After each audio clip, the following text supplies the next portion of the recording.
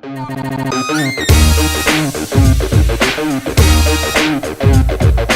great thing about social media and what I call information pipelines are they're uniquely customizable to our needs. But we have all these pipelines to use. But again, to understand, because in the morning you may be talking to your kids, 10 o'clock in the morning you may be texting with your CEO, in the afternoon you may be emailing or video conferencing with a vendor. Just learn all the pipelines, but design them around your specific needs. What works for me may not necessarily work for you. So what do you guys do when somebody is adamant about their communication method and you're adamant about your communication method? I don't communicate by any preferred means. It's exactly what my client needs. I have some that if I text them, I get an answer immediately. If I email or call, it could be 2 or 3 days. Right. So it's all about what they need. So I have a note on my contacts list about how each one of them wants to be contacted. What their preferred email is if I'm newslettering, or what their contact is if I'm going to be called, if it's an emergency. It's all about what they need. I don't care what I prefer. It's whatever works in me getting into communicating with them. Okay, so this goes back to the one-to-one, the multiple different channels of communication, and where sometimes there's an issue is somebody wants to text and somebody else wants to email, or somebody else wants to talk, and how do you make that decision? You kind of mentioned, hey, if they're a client, I'm going to just break that down a little bit more and say, hey, if they're giving me money, I'll communicate the way they want to communicate, right?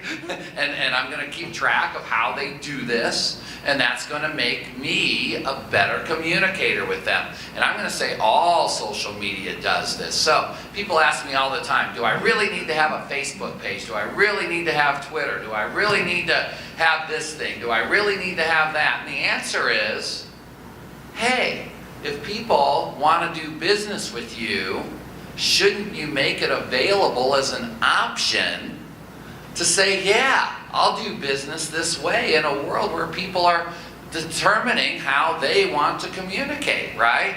And so that was kind of the point I wanted to get across this morning is, do I need this? It's not that you need it.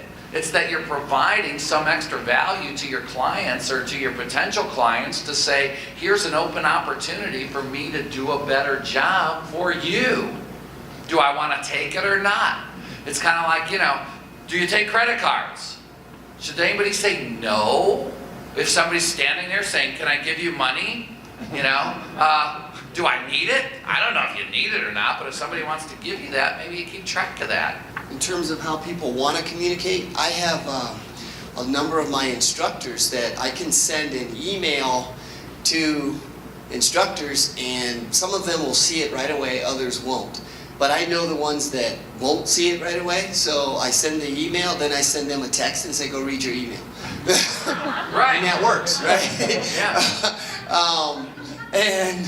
And then same thing with our members that are at the school. If there's certain people that I know I need to get something to them quickly, and I know that they like to text or any of that, then I just change it to that. And that was a stretch, or that was a change for me, because I would prefer to send an email. I'll see Right. it if it's in my email. Some of my students will send me a text and I won't see it for a day, right? And I tell them, well, if you want to communicate with me and me get it, you better either call me or you better send me an email, because I will Right. see those.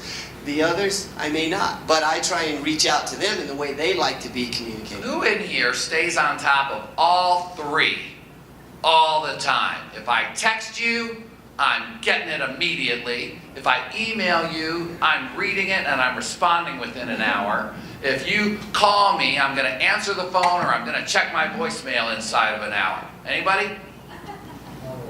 You need to be busier. How do you do that? They all come into this. So they all come there, so your work phone is this phone. Right. Okay, very good. Who else does that? So you use a Google Voice number. If I leave you a voicemail, you get a text of what that voicemail is. Basically, everything comes in the same way. Yeah, platform independent. Very good. And what is that called? Google Voice. You use that as well? No? Anybody else using that? Steve does? I have something called Umail. It's the same idea. So Umail, Okay, very good. So there's tools that can say, hey, you don't really need to think about it 3 different ways. Aggregate it, have it come into one place and respond. We're not deciding, do I check phone, do I check voicemail, do I check, or do I check email, do I check text? It's just, do you check when things come into you? How do I make sure it's only the stuff that's really important? I can't get Google alerts on 50 different things and 300 emails and 20 voicemails or 20 phone calls, and all of that works out because the day's over and that's the only activity. So maybe we'll have another conversation about managing that.